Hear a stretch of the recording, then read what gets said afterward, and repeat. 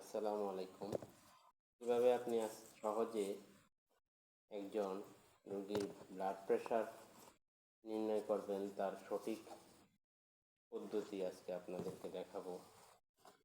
এই যে কনুইয়ের জাস্ট উপর এই দুইটা পাইপ দুদিক দিয়ে যাবে, এখানে অ্যাড করে বেঁধে ফেলতে হবে।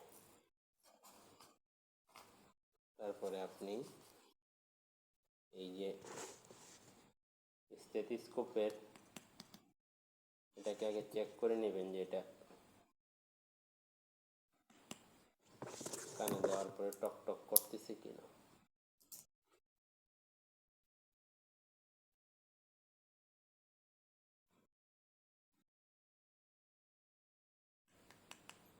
জি ইয়েস, ওকে আছে। এই জায়গাতে বসিয়ে দিবেন। তারপরে আপনাকে এই যে স্ম্যাগমো ম্যানোমিটার যে জিরোতে আছে, এটাকে আপনাকে হাওয়া করে, যারা রেগুলার ওষুধ খায় সেক্ষেত্রে আপনি 180 থেকে 200 পর্যন্ত উঠাইতে হবে হাওয়া করে। এই যে জিরোতে আছে, এখন আপনি এইখানে একটা বাল্ব আছে, এটাকে ডান দিক থেকে ঘোরালে এটা অফ হয়ে যাবে। এখন আপনি হাওয়া করলে এটা হাওয়া হবে।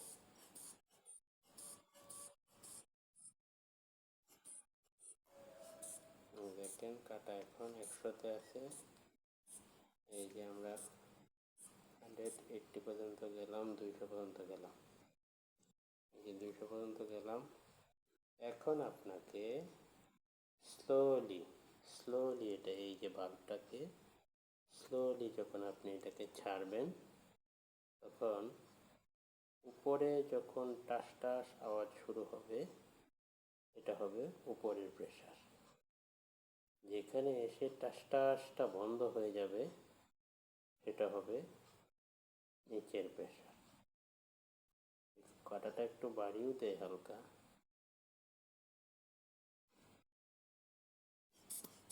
এই যে দেখেন আমার এখানে উপরের টাসটা শুরু হচ্ছে,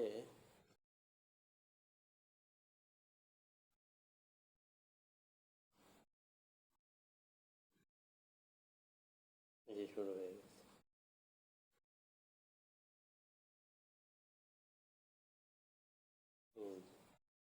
নিচে 70-তে এসে শেষ হয়েছে, আর উপরে 120-এ শুরু হয়েছে।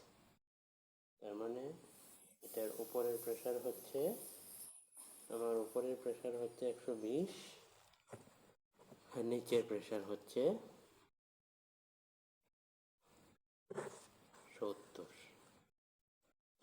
উপরের প্রেশার হচ্ছে এটা, যে উপরে শুরু হবে, ঠিক আওয়াজটা যখন উপরে শুরু হবে, মানে যেখান থেকে আওয়াজটা শুরু হবে সেটা হবে উপরের প্রেশার। আপনাকে স্লোলি ছাড়তে হবে। এই যে দেখেন এখানে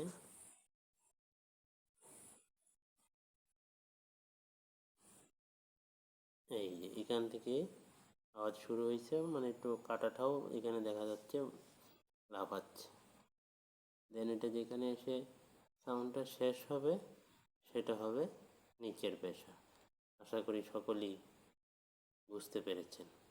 বুঝতে না পারলে কমেন্টে এসে রিপ্লাই করবেন, সঠিক উত্তর জানিয়ে দেব। আসসালামু আলাইকুম।